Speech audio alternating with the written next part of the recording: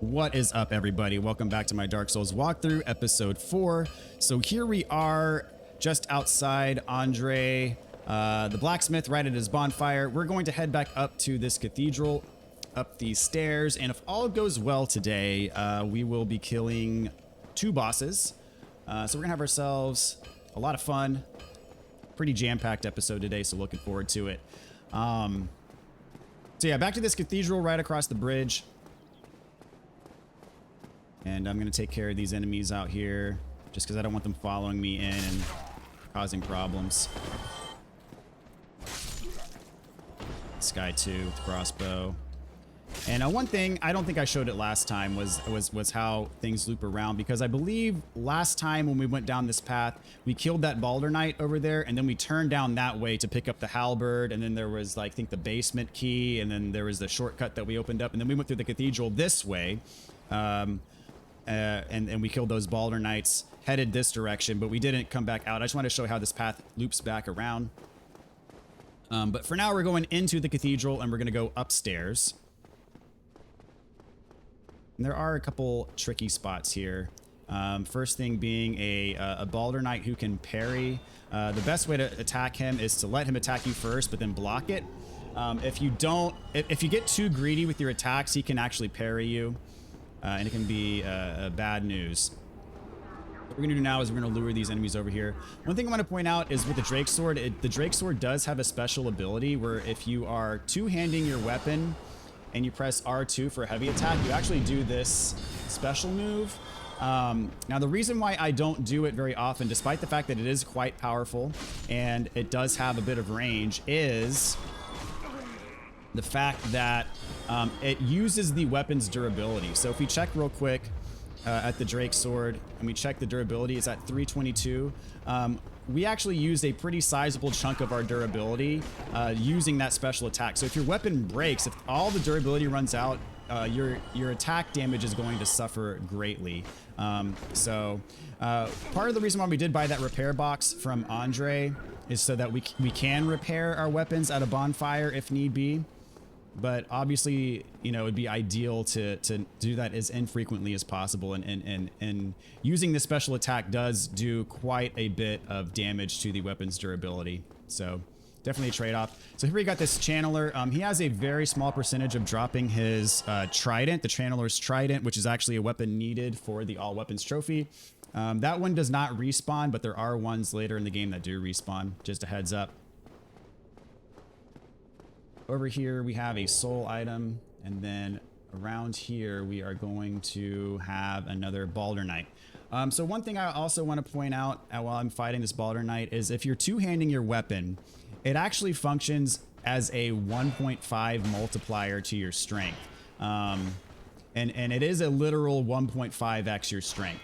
And so what that means is, of course, you're going to get the extra damage from having a higher strength stat. But what it also means is that you can wield weapons that you don't technically have the strength for, as long as it falls into, you know, being as long as you do have the requisite strength, incorporating that 1.5x multiplier. So what I mean by that, and we picked up humanity from this guy in the barrel, is, for example, let's take the Zweihander, which has a 24 strength requirement, and our strength is at 17. So you see, if we equip it, it has that X there showing that we don't have the stats, and like if we try to use it, we're all wobbly and off balance. Well, if we two-hand it, that X goes away, because 17 times 1.5, I believe, is 24 or something. It's enough to use the weapon.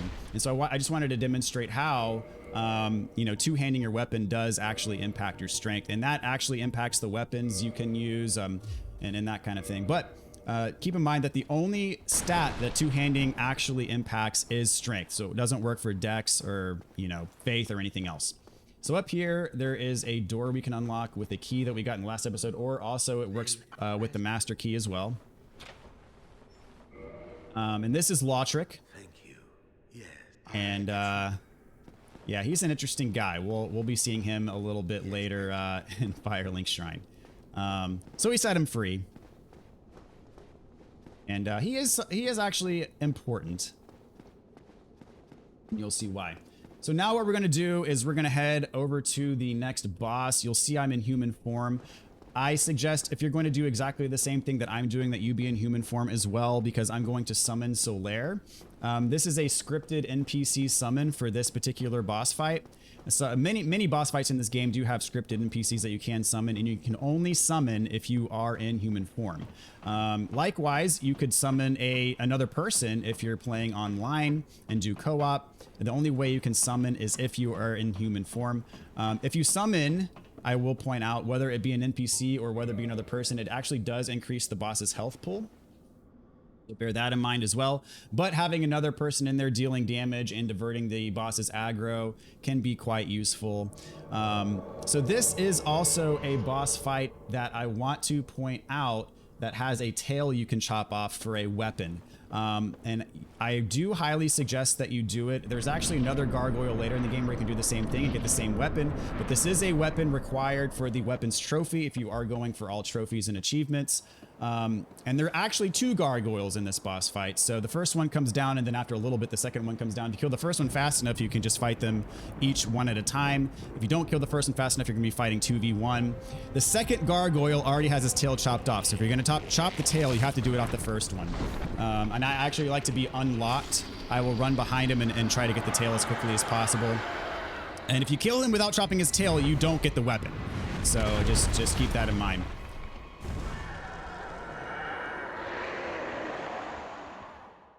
I will say this is probably one of my least favorite mechanics of the game, is the whole tail chop thing, because it's not as bad in this boss, but there are some bosses where literally chopping the tail off is harder than the actual boss fight itself, because you have to be in the right position, you have to make sure you don't kill the boss, all this stuff, and it can be quite annoying to get all these tails. Fortunately, only a few bosses have the tail chop. And you can see Solaire is actually really helping me divert the aggro here, which is part of why I wanted him in this fight. So we got the tail. So now I'm just going to focus on doing enough damage to kill this guy. And we did manage to get him mostly before the second one came in, which is very good. So now we can focus on this second one.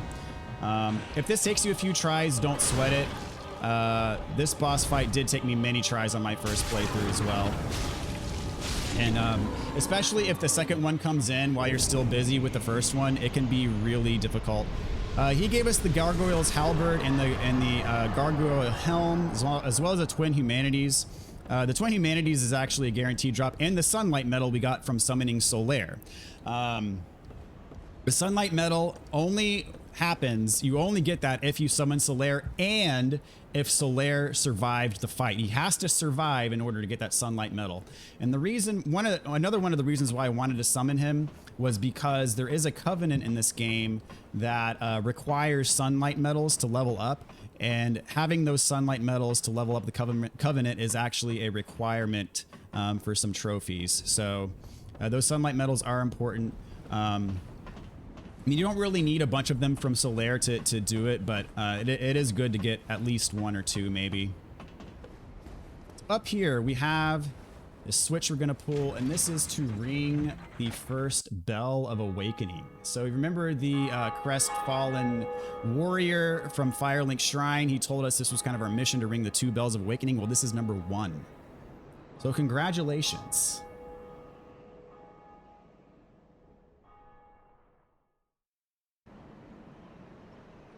Now, I mentioned that you have to be in human form to summon, which is true.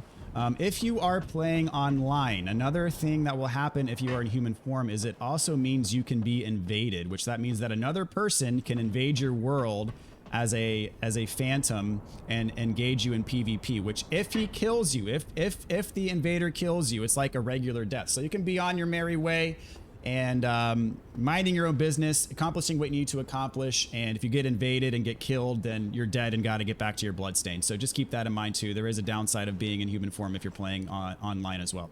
So this is Oswald. He is somewhat of an important NPC here. Thou art a friend. He cometh out to confess. So the main thing that he does is you can request absolution from him, and what that does is if you've committed a sin, which, you know, by and large, I mean, you could boil it down to like if you've attacked an NPC and made them aggressive towards you, hostile towards you, If you request absolution, the NPC will forgive you and all will be well and they'll be nice to you again. Now, to request absolution, it costs souls, and the cost is 500 souls times your current level. So it is quite pricey. So I just recommend not aggroing NPCs that you need for your quest anyways.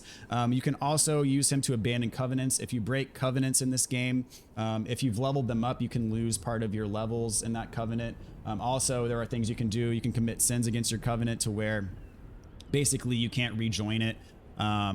So yeah, he helps you in those ways. The requirements for covenants that, you know, are going to get us trophies and achievements in this game, I will cover, and you won't have to worry about, you know, doing something wrong. So just if you follow along with this guide, you should be all right.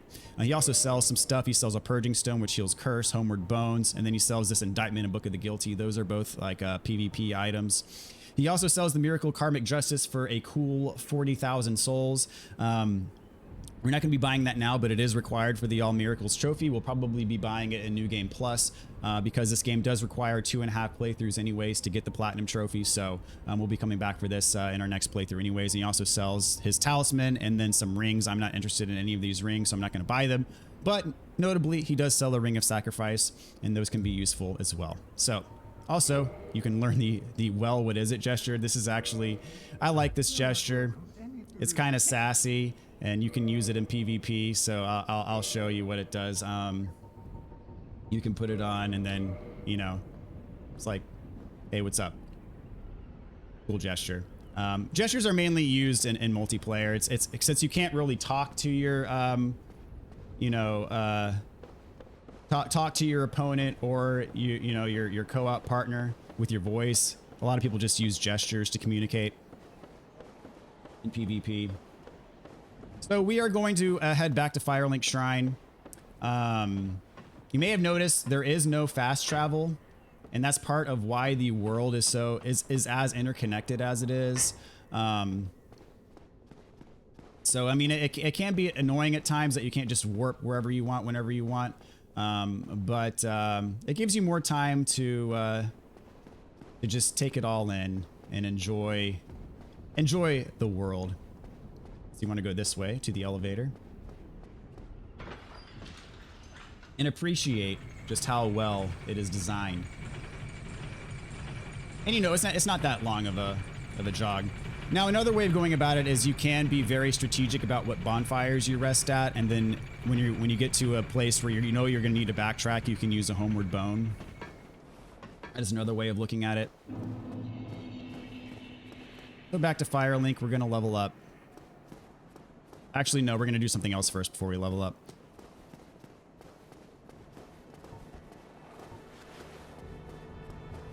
We are going to pay our friend Lautric a visit. He is in Firelink Shrine now. So we can talk to him, and he'll give us a reward for rescuing him. I have your reward. So he gives us another sunlight medal. So that's our second sunlight medal now. So we're well on our way to the amount that we need. But we're not going to get there at least until New Game Plus. So just a heads up. We're not going to be using these sunlight medals for a while. I am grateful to you for freeing me. Not enough for you. Well, So he sounds kind of sinister, and if he sounds sinister, it's because he is sinister. If you leave him alone, he's actually going to kill the Firekeeper, which is then going to extinguish the bonfire in Firelink Shrine, and you're not going to have access to it for quite some time until later in the game, when you can finish his side quest and then get the Firekeeper soul back, give it back to her, which will revive her and thus revive the bonfire, yada yada yada. Especially for your first playthrough, it's best just to kill him. So the way to kill him, I recommend, is by kicking him off this ledge. Just kick him twice, he'll fall, and you'll get 1,000 souls for killing him. And that's not even the best part. So you keep the Firekeeper alive. He will not kill the Firekeeper if you kill him first, if you beat him to the punch. But then also, if you quit and reload after killing him, he will have some loot available to you. And that loot is 5 humanity and the Ring of Favor and Protection. So let's check this out. The Ring of Favor and Protection. This ring boosts its wearer's HP, stamina, and max equipment load, but breaks if ever removed. So huge boost to some pretty key stats. Very much recommend wearing it, and I will never take this off, because if you do take it off, it breaks and then you can't use it again. The thing about Lautrec is he does have a longer side quest. That side quest does involve the Firekeeper being dead for a while, and thus this bonfire being inaccessible. The other perk to doing his side quest is that you do get his armor. But I would, the perks to killing him early are better in my opinion, especially for your first playthrough, because it does give you access to the ring, his ring way earlier in the game, and it is a huge help. So no regrets, because he does do some damage to our world as well. So let's level up. I'm going to split levels between vitality and strength for now. I want my strength to be at level 24 so I can one-hand the Zweihander, which sounds counterintuitive because Zweihander literally means like two-hander, but we're going to be able to one-hand it with 24 strength. And vitality, our goal is to get it up to 30 because that's the soft cap for vitality. After that, any level invested in vitality will give you diminishing returns. Then we are going to put some levels in endurance as well.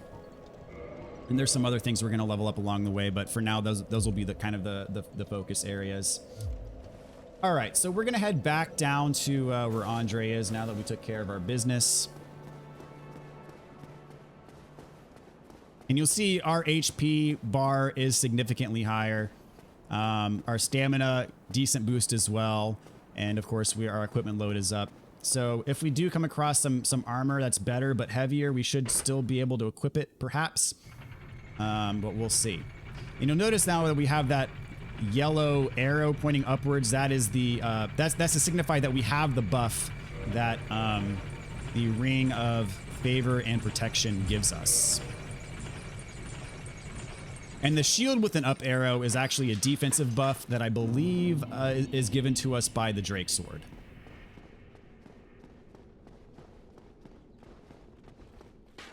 All right, so we're heading back this way, going back down to Andre. We're going to rest at his bonfire in case we die, so that way we respawn right there, as opposed to respawning back in Firelink Shrine.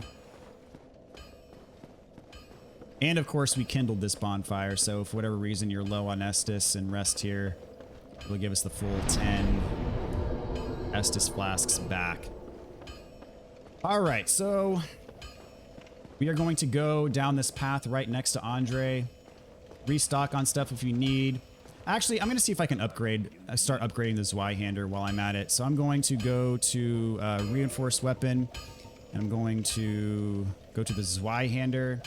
So this requires Titanite Shards. So now we can make it a Zweihander +1. And let's see. We don't have enough souls to upgrade it again, so we'll do that later. But yeah, so you see when you upgrade, obviously you're going to be doing more damage. Eventually the Zweihander will become more powerful than the Drake Sword, so we will switch over to it. So down here we have our first Titanite Demon. So these guys are somewhat tough. They do not respawn, but what they do is they give you certain types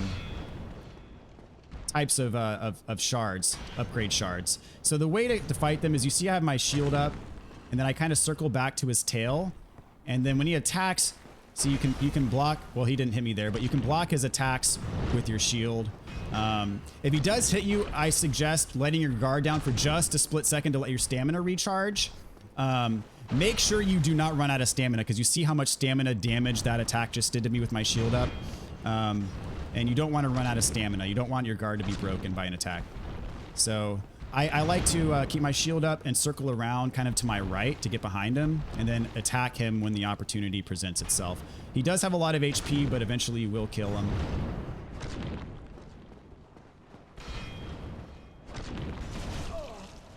It did take a little bit of damage there, but that's fine. So stamina management fighting these guys is pretty key.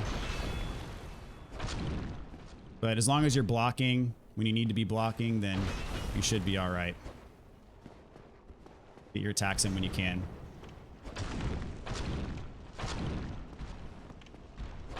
Uh-oh. There we go. Yeah, he hit me with that. I need to make sure my stamina was high enough to block that. But he's almost dead. And this is totally optional. Unfortunately, he happens to be right next to the bonfire, so if you die, you're real close by. He's kind of in an awkward spot to get behind. There we go. And he is dead. So for killing him, we get Demon Titanite. Demon Titanite is what you use to upgrade boss weapons. So there are some bosses that you kill where if you kill them, you get their boss soul. And then later on in the game, you actually have an opportunity to craft weapons from those boss souls. And Demon Titanite is what you would use to upgrade those. So here we are in the Darkroot Garden. This is a new spot for us. Some new enemies and new fun. So these guys, they're like plant-based enemies. Obviously, they're weak to fire. So if you want to use fire bombs against these guys, very good. They do go down in just a couple hits anyways. So for whatever reason, I don't know why, but I tend to not be big on using consumables in these games. I can't explain why. I don't have a very good reason, but it's kind of just how I play. But you know, if you like using consumables, don't be afraid to do so. So we got another one. So these things drop moss, and there are different kinds of moss in the game, and the main purpose of the moss is you can use it to cure status ailments, namely bleed and poison are the ones that these ones give you the moss to cure. So here, there's one that's hiding. So you see that little thing, the one that's a little bit more spiny than the other ones. That's actually one that's hidden that's gonna pop up and try to ambush you. But don't let it fool you. So you can actually get a head start on it. So this one gave me blood red moss clump. So that negates bleed buildup. You see, I managed to attack him before he was able to get up. And so bleed buildup, if you take on the bleed status effect, what that does is it depletes automatically a percentage of your health. So you don't want that to happen. Just be on the lookout for more of those guys in the ground. Behind this rock, kind of hidden, but there's a soul item here.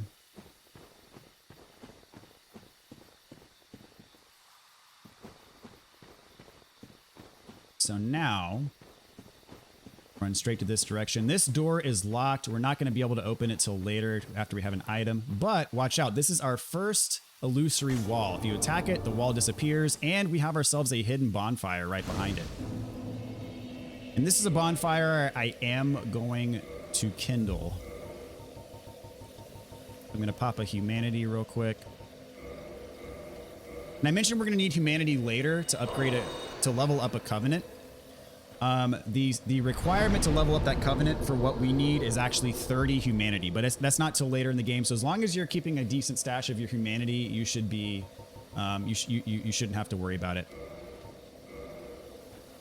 And if worse comes to worse and you're a few short, you can always go back to those rats at the undead parish and just farm a few extra humanity if you need it. So we're going to continue on in this direction.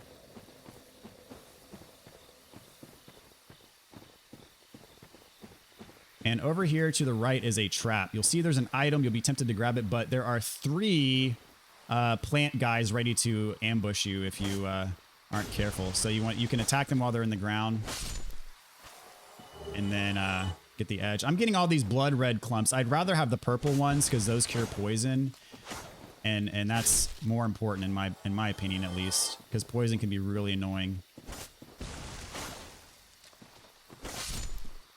Go. Another blood red, man. I don't think I've gotten a single purple one, which those are the ones that cure poison. Okay, so now we're going to go through the fog gate, and we're going to stay towards our left. We're going to hug the wall here. There's a somewhat hidden path off to the side here. Now, there's going to be an ambush behind you. He pops up and tries to sneak up behind you. And another blood red. Wow. It's actually kind of annoying. I never use the blood reds, but I do use the purple one. So this tree, you see there's like this snake gecko thing. Kill it before it can hurt you. And we get the partisan off the corpse. Those things can drop items too, but we didn't get one from here. And this is where things get a little bit tricky here in the Darkroot Garden, because we have enemies here We have the plant guys are going to pop up, and we also have these giants. The giants, best to stay behind them. And if they do this is Tranquil Walk of Peace. What it'll do is if you're next to them while they have that cast, you won't be able to move very fast, and you won't be able to roll either. Oh my gosh. I got the Stone Great Shield. Okay. So these guys, you need to... Not right now. This is actually a very rare drop. But there's a weapon, the Stone Great Shield and the Stone Great Sword, that are dropped by these guys, and they are both required for the weapons trophy. I was expecting that I'd have to farm these at the end of the game, but it's a very rare drop. I can't believe I got it just randomly there. I got the Great Shield. I'm still going to need the Great Sword for the trophy, but the only way to get those weapons is to farm these guys for them. So I can't believe that actually happened. I don't recommend farming them now. I'd say if you need those weapons for the trophy when you get to the end of the game, I would say wait till the end of the game, because you'll be able to kill them in like one hit. So much more effective to farm them later on than now. There's a purple moss clump, finally. So you see, this is tricky because there's a plant guy right next to two stone giants. And so I'm actually going to try something here. I'm going to try using fire bombs to... Well, nah, I don't need to. I'm actually... sorry, I'm trying to work through this here. I'm just going to kill him real quick. Then the stone guy's going to wake up, but he's already going to be... This plant guy's already going to be dead. There we go. So I'm going to lure him out this way because I don't want his friend to also wake up. And I'm going to pull my shield out so I can get behind him effectively. And if he casts Tranquil Walk of Peace, it's almost like he's giving you just the opportunity to kill him right away. Because the casting animation for that takes so long that you get so many hits in. If you're two-handing, you can pretty much take him out. Nearly risk-free. So this is armor.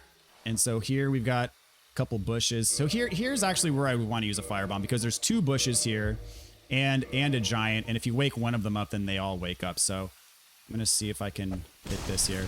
Oh my gosh, I hit the little... I keep hitting the... Seriously?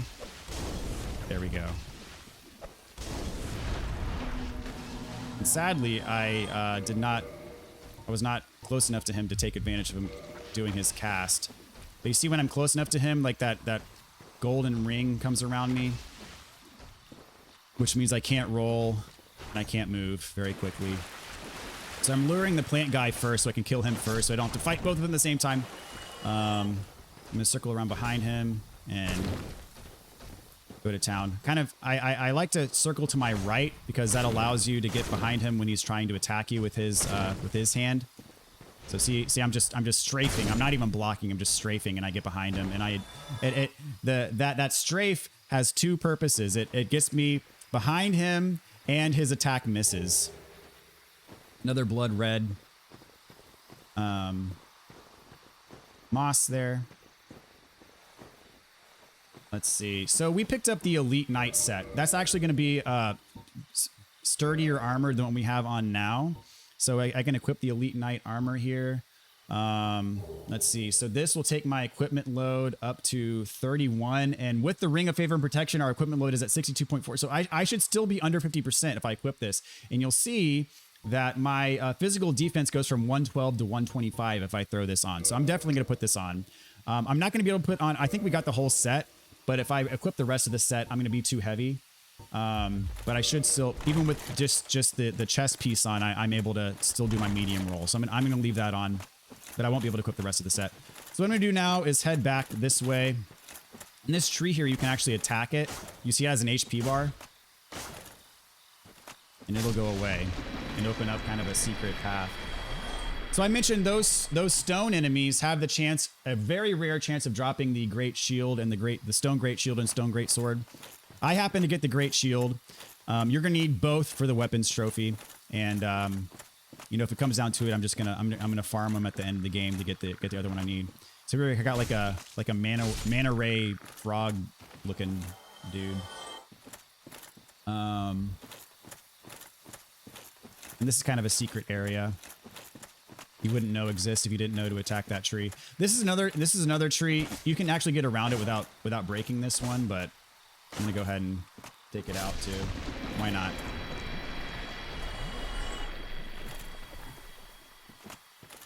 All right, because I think it gives you souls, so might as well, right? All right, so there is an item back here, and there's more of these frogs and another giant. The goal is to kill pretty much everything. Frog enemies. Just barely not able to hit, not able to one-shot them while I'm two-handing, which is, oh well. All right, Soul of a Proud Knight. They do have some range. Their attack. And they can drop Green Blossom. Green Blossom is a stamina boosting item. So as this guy gets up, hopefully he'll cast Tranquil Walk of Peace. There he goes. Yeah, so this will basically allow me to kill him before he even recovers from his animation, which I love. All right, cool. So we got the item. So now over here, there's this path. I think, hold on, is there another? I think there's another tree. That's where we came from. It might be further down here.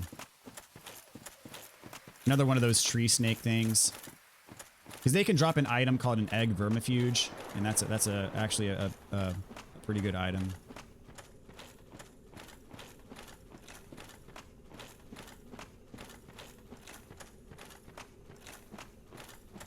You can trade an egg vermifuge with Snuggly the Crow for a dragon scale, which is a pretty good trade, actually.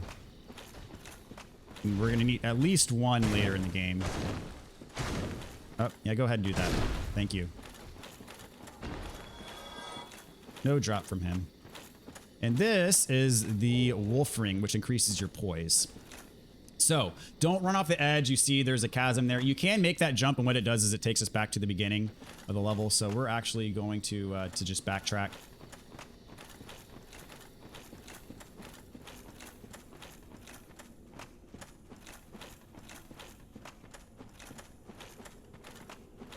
And our business is just about done, aside from the boss. I want to try to see if I can find that snake enemy. I thought there was one around here. I could really just be making that up, though. I thought there was.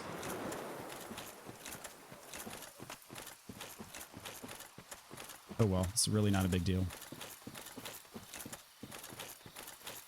All right, so back from where we came.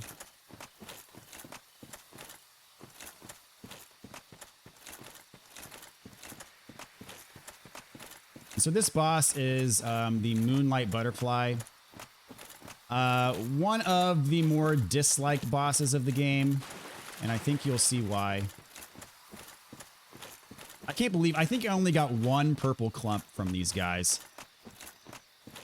And there's a more severe form of poison called Toxic in this game.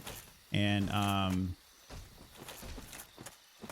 Toxic can only be cured by a white moss clump. It's like a purple moss clump with like a white growth on top of it. And they'll drop those too. And I normally get at least one, maybe two of those. And those are actually really helpful. So I'm going to use my heal spell here, preserve on my SS flask, but still get my health back. And make sure there's nothing over here. Oh, this is where it was. I feel stupid now.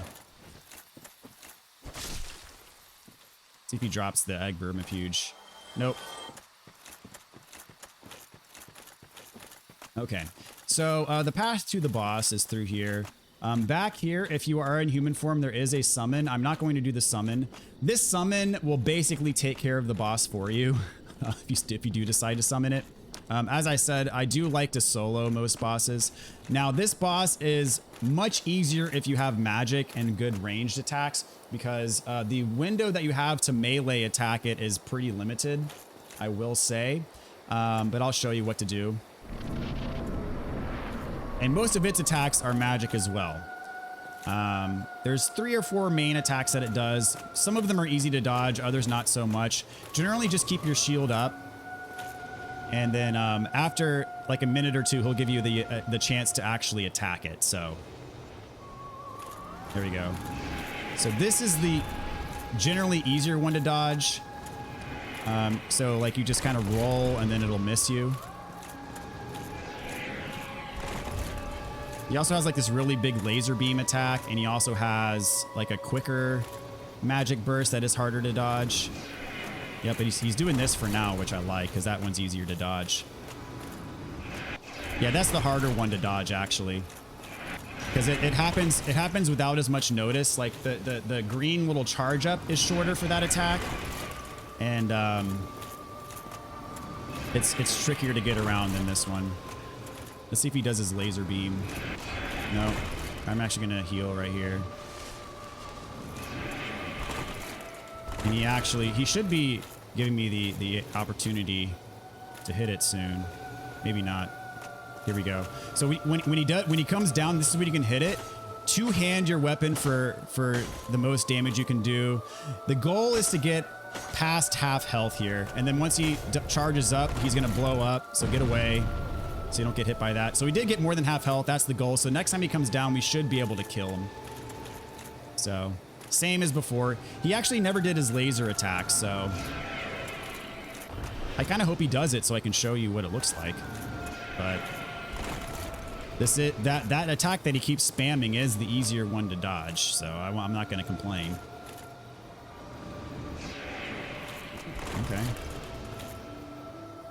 If he doesn't do the laser, my way of dealing with it is to kind of roll into it, if that makes sense. So it'll go either left to right or right to left. So I roll the direction that it's coming from. And if you time it right, you should roll right past it. I can't believe he hasn't done it a single time. He's kind of being a nuisance now. Is this... No. Oh, okay. That's his other attack, the fourth one. He has not done his laser yet, though. And if you summon the NPC, he never did his laser. I'm sorry I couldn't show that to you guys, but I am going to kill him here. There we go, and that's the Moonlight Butterfly. If you do summon the NPC, I mean, the NPC is a magic user, and the NPC does crazy damage to it, so... We got a soul of the Moonlight Butterfly. So one thing I want to point out is you can consume this soul of the Moonlight Butterfly for souls, but you can also use it to craft boss weapons. If you're going for all achievements, guys, listen up. You are going to need 2 souls of the Moonlight Butterflies because there's 2 different weapons you can craft from it. And we can't craft boss weapons until later in the game, but... so you're going to need the soul of the Moonlight Butterfly from this original playthrough, and you're going to need the soul of the Moonlight Butterfly from your new game plus. So do not consume the soul if you're going for all trophies, because you're going to need those Moonlight Butterfly souls to craft the weapons that we need to craft, and I'll get into that later. I know it's tempting to get some free souls from consuming the item, but again, you're not going to be able to get another one, and you're going to need those weapons for the trophy if your goal is the trophy. So here we have the Watchtower basement key. This opens a door that also the master key opens, and the Divine Ember. This will allow us to craft divine weapons and a homeward bone. So not bad loot. So anyway, this is where we are going to end things for now, guys. I'm going to call it right here. So thank you guys for watching. Hopefully you have enjoyed yourself. Hopefully this series has been of use to you. Hopefully you found it helpful. But anyways, I thank you guys so much for your support. Thank you so much for watching. Catch you guys next time. Take care, everybody.